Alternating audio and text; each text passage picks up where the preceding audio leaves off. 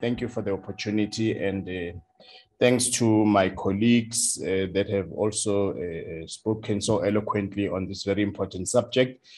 Suffice to say that I see a lot of congruency in terms of the findings that have been presented and the recommendations with what I'm going to also present.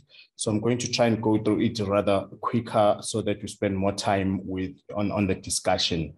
I am a governance specialist from the Institute of Directors. I do a lot of presentations in terms of training of directors, as well as assessment of boards, both in the public and private sector. We do also do some work in the civil sector. So we interact with various types of organizations.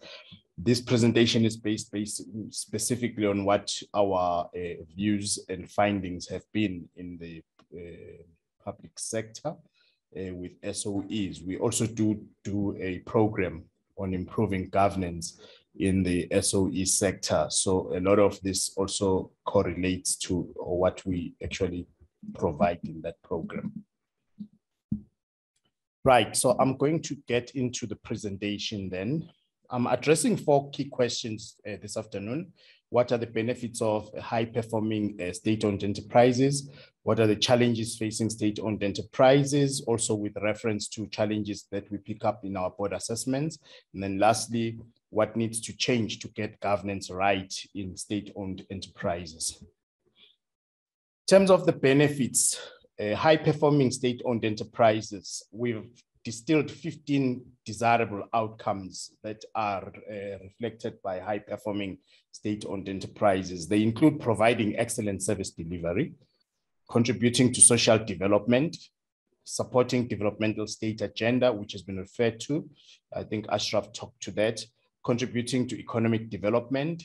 Legitimate SOEs actually become symbols of hope and pride for citizens. And this is one of the things that often does not get highlighted. There is a number of countries that have successfully used their SOEs to represent themselves and the capacity in the country across the world, which has enabled the country to put its products in world or global markets. And it's a very important positioning of the country because it then enables production out of the country, services out of the country, and creates demand for that across the globe. They develop and create opportunities to showcase talent and skills that the country has. They also are organizations of stature with major players who become major players in the domestic economy and increasingly competing in global markets. They create SMMEs and that are economically viable, socially and environmentally sustainable in their supply chains. They also financially viable SOEs create value for the state. We are now getting used to state-owned entities that are actually dependent on the state for financing. It actually ought to be the other way around. They need to develop value and pay into the state coffers so that they enhance our fiscus, but they also enhance our competitiveness globally. Grow inclusive economy by being conduits of distribution of wealth and opportunities into the various sectors of our society. Drive investment, which leads to value creation in infrastructure, attracting foreign and private investments, facilitating economic growth and social development. They need to create stability in times of crisis. Now, this is also one of the areas that are highly emphasized in our view in terms of the role of state-owned entities. State-owned entities ought to be counter-cyclical. They are most needed when the chips are low, and we rely on them to actually intervene in the economy of the country in as far as supporting our re-establishment of growth, in as far as supporting sustainable growth for the country. So we expect state-owned enterprises to become our shock absorbers, to become our pillar of strength when times are tough. We cannot have state-owned enterprises that are also folding even before we get into crisis. And by the time we are in crisis, they are also gone and are actually dependent on us to resuscitate them, as we have been seeing in the recent history of our country. Strategically, they need to drive socially and financially, as well as environmentally sustainable growth in the market and impact on society in terms of job creation, the well-being of society, as well as wealth creation. In order for us to prosper as society, in order for us to enterprise as society, we rely on infrastructure provided by state-owned entities. We rely on basic services like water, energy, and transport provided by state-owned entities. So they play a huge role in supporting our primary economy, on which then we are able to develop ourselves across the society. They drive development of crucial value creation processes like innovation. When last have we had and taken pride in innovative products and services that are coming out of our state-owned sector? They actually have a responsibility to drive innovation, to be leaders in research and development, so that we are able to put competitive products in world markets as a country, supported by huge investments that have been made through our state-owned enterprises that enable us to have that production capacity. They also are responsible for developing talent and creating a future of prosperity for the country. So high-performing SOEs will be able to give us all of this. After all, the rationale of having SOEs, according to the Presidential Review Committee on SOEs, is to create a foundation that underpins economic growth and transformation, and thus have an important part in addressing economic and social challenges that face the country. I'm going to move to my next question. I'm going through these rather quickly because they are more foundational, and we'll get to then what we think needs to change to get governance right. What are the challenges that in SOE? We have in South Africa a fragmented ownership structure for SOEs. Various line ministries exercise state ownership rights, such as voting, various rights such as voting, nominating board members, monitoring performance, holding them accountable for results. Various ministers have executive authorities over SOEs. There's potential conflicts where line ministers act as shareholders, policymakers, and regulators of the same SOEs. In addition, there's oversight weaknesses that we see where they may also exercise considerable control in the commercial matters that should be left to boards and management. There is also lack of standardization in ownership of the SOEs and their control. So each ministry does it differently, depending on which areas are they emphasizing. There's fragmentation of state ownership, which opens doors to political interference. There is lack of ownership focus and duplication of roles, and there is no collaboration and coordination in the oversight of SOEs, even within the same, even the SOEs that are operating within the same sector. For instance, if you go look at aviation, some of the entities would be under Department of Transport and some of the entities would be under Department of Public Enterprises. So when you look at how do we collaborate and coordinate oversight of these entities in terms of meeting the country's aviation strategies, you'll find that there's not a lot of discussion between the oversight departments of these various SOEs. Oversight of SOEs, in our view, is also ineffective. There's Parliament, which provides constitutional oversight of SOEs.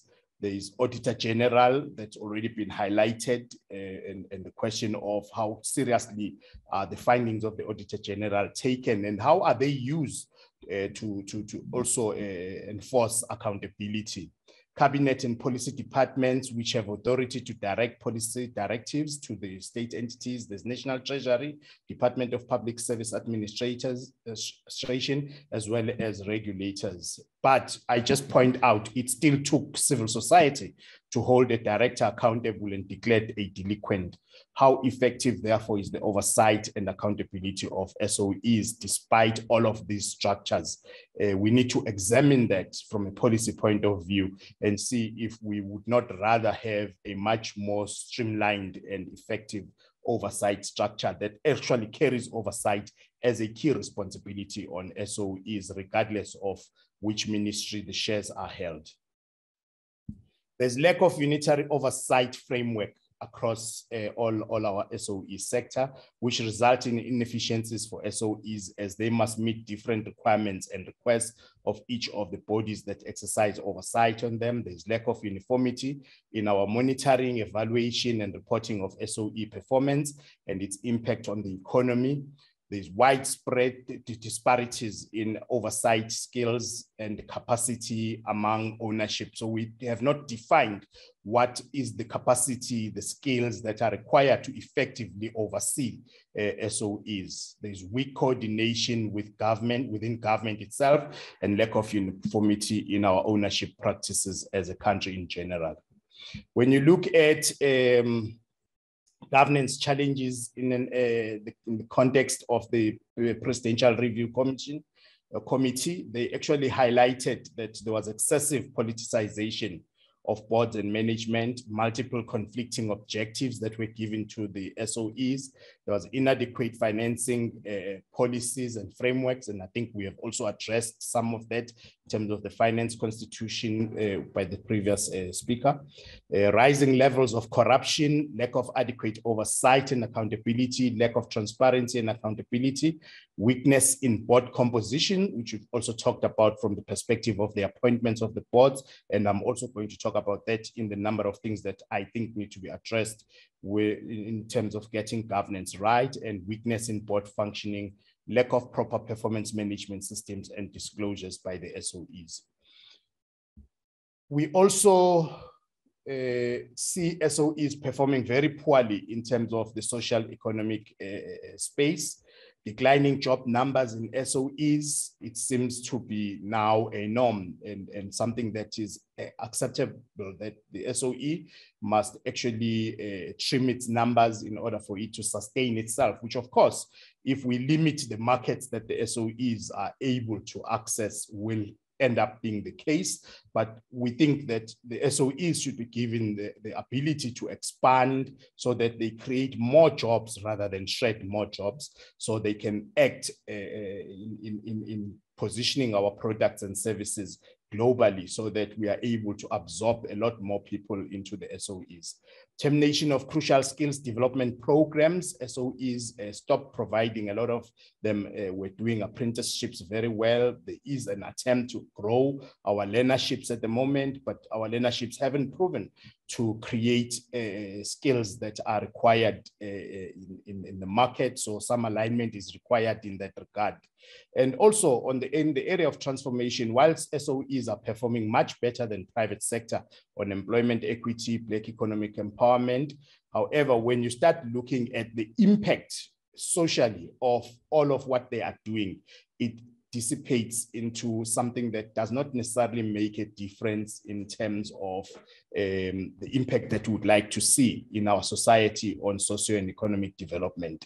Infrastructure development, we also spoke about that. I think Ashraf was a lot more emphatic in this regard, but SOEs have not delivered on crucial maintenance and infrastructure build programs. A lot of our service problems at the moment are actually driven by poor maintenance of our infrastructure. Developmental state agenda, the role of SOEs towards driving developmental state agenda as required in government's new growth path is not sufficiently defined and poorly executed. And then the social impact, performance and reporting on outcomes of social impact is very poor from the SOE perspective. When we look at it economically, also we see that SOEs, not as a result of COVID. So we try to look at a picture before we got into COVID. The SOEs were seen as inefficient, redundant, and indebted and underperforming. Total debt of the 7 largest SOE borrowers was standing at 760 billion, budget 2020 tells us.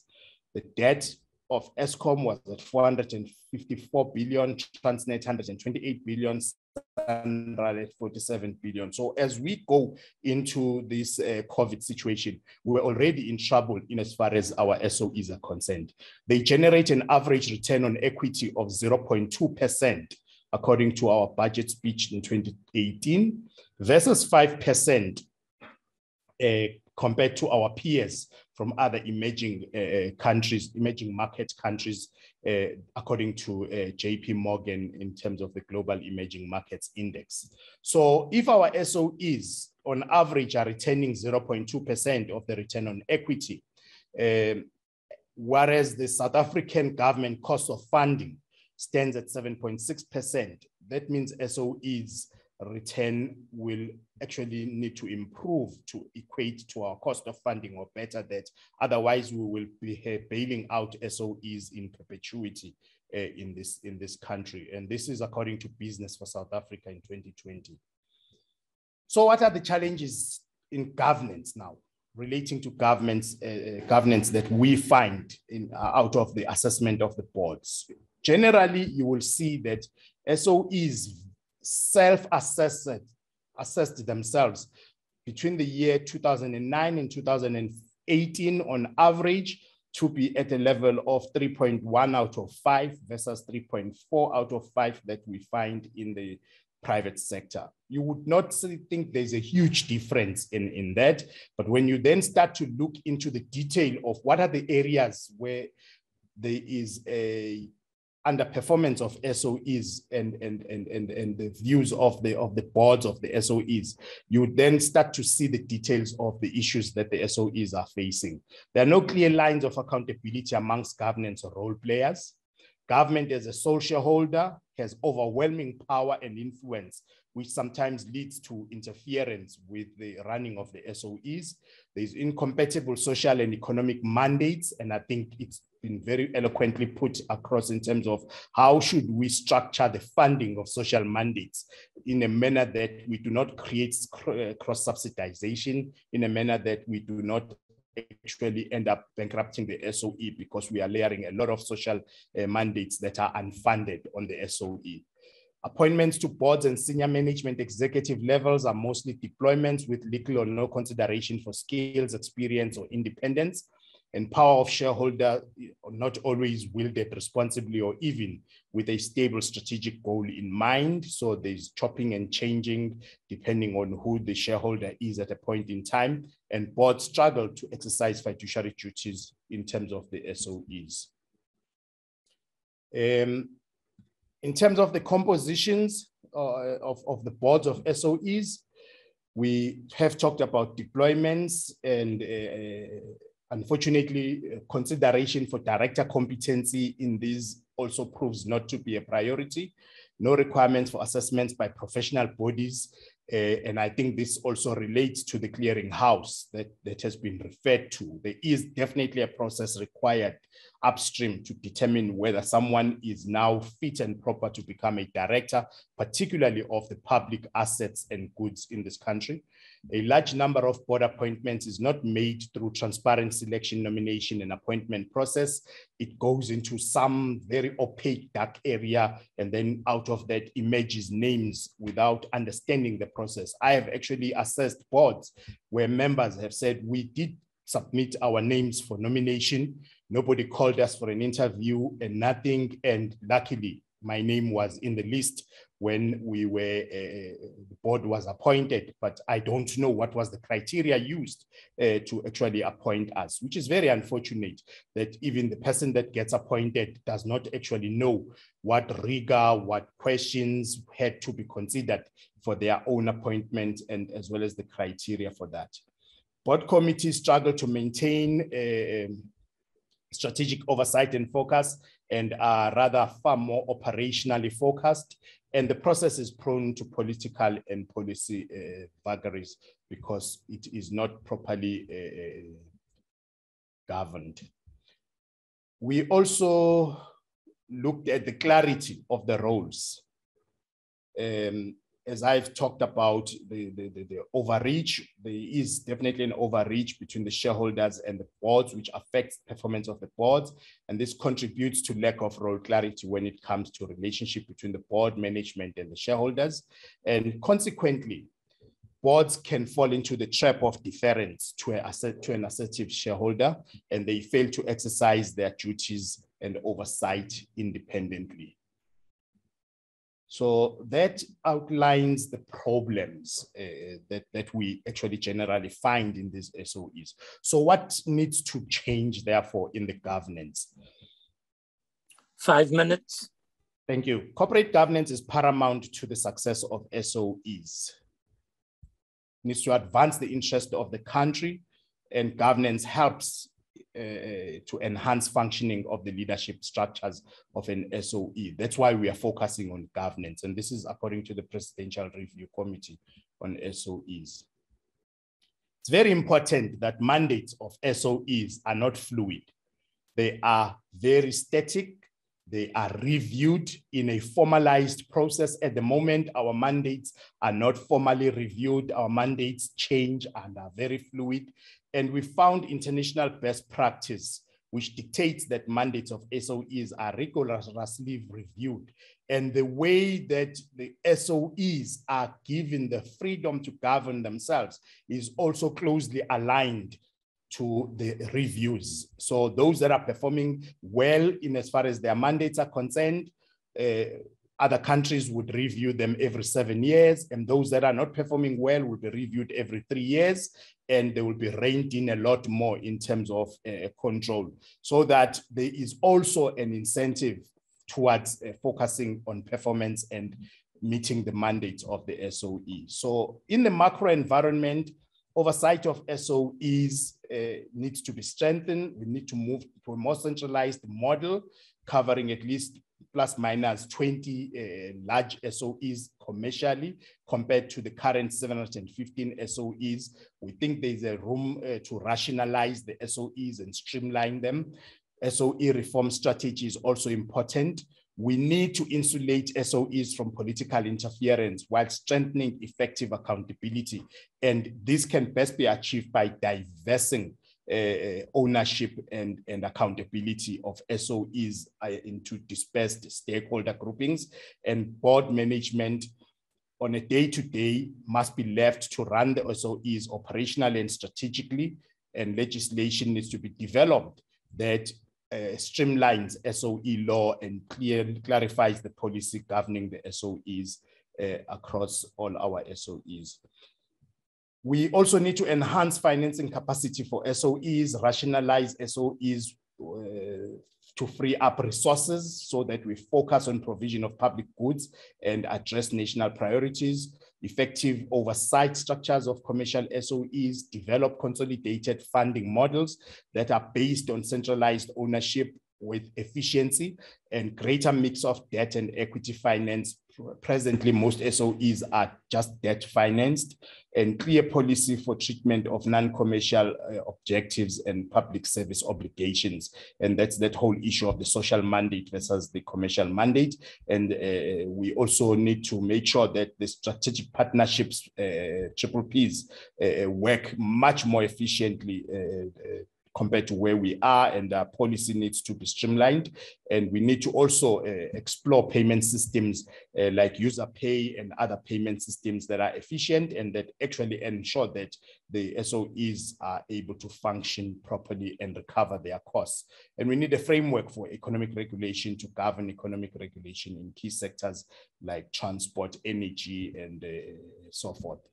I like this model of 4 Cs by PwC, where we actually look at the capacity of the SOEs in terms of their resources to carry their roles and responsibilities, the capability in terms of having required expertise and experience to steer, manage, and govern the SOEs, clarity of their understanding of the mandate and their carrying of the mandate, and lastly, commitment to integrity in terms of serving the citizens for the purpose of social value value creation.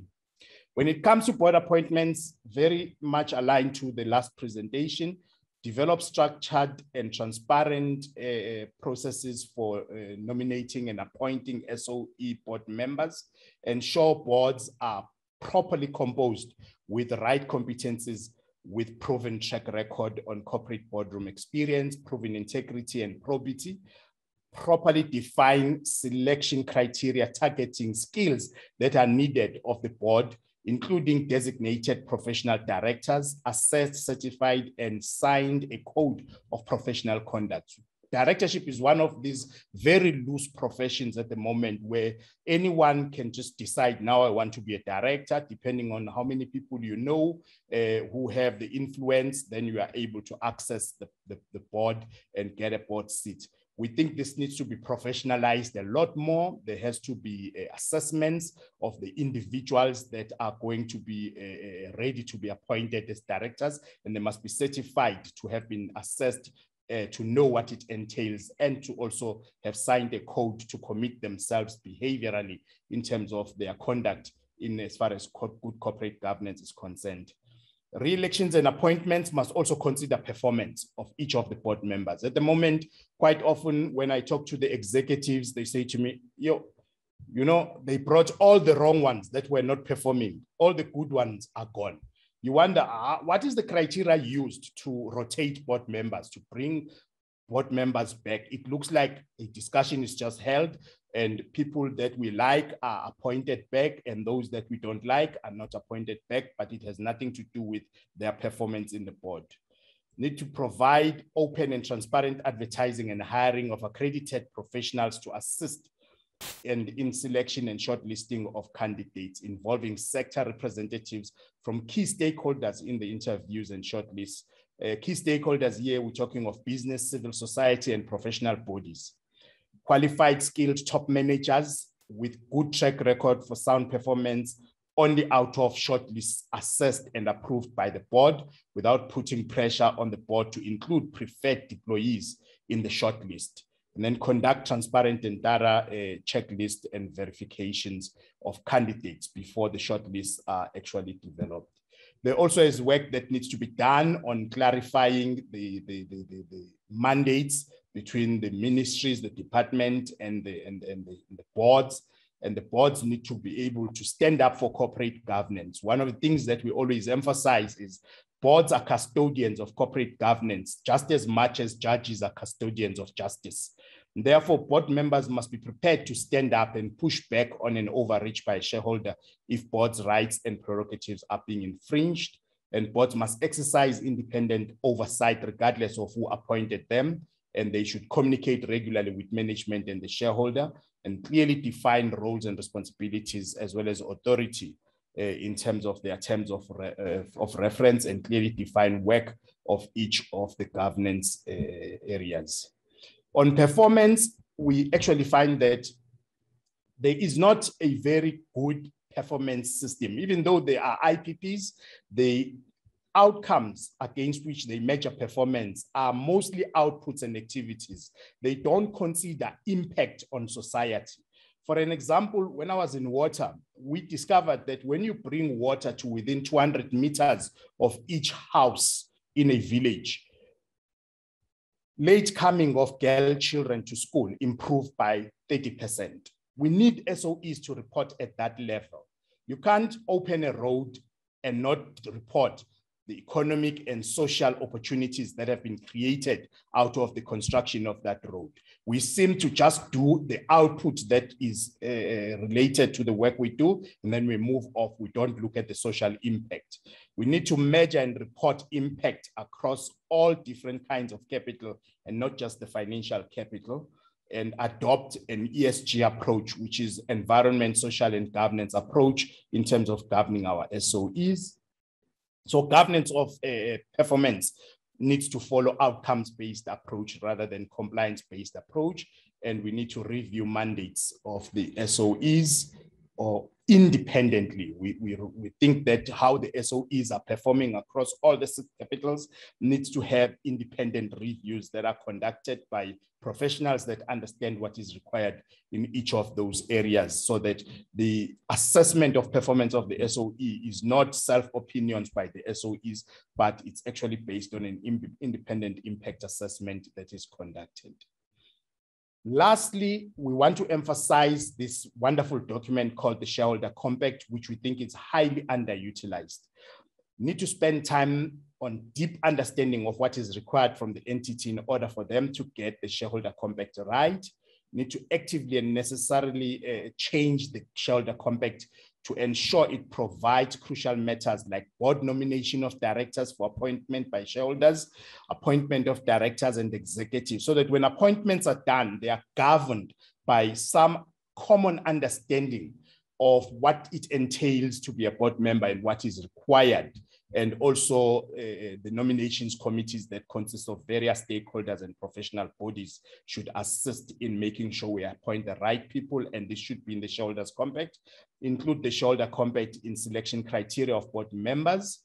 And we suggest between 50 and 70% of boards should be professionals belonging to a professional body, with at least 40% of that being professional directors that have a designation that is SAQA accredited, so that we know that this board consists of people largely who are tried and tested in terms of the work that they are going to conduct and are actually subjected to a code of conduct that governs their behavior. Push back on over the best interest of the entity, have keen understanding on the expectations, the needs, and the interest of all key stakeholders for that particular entity, and regularly review, update, and sign the shareholder compact between all the parties. Thank you very much, Chair.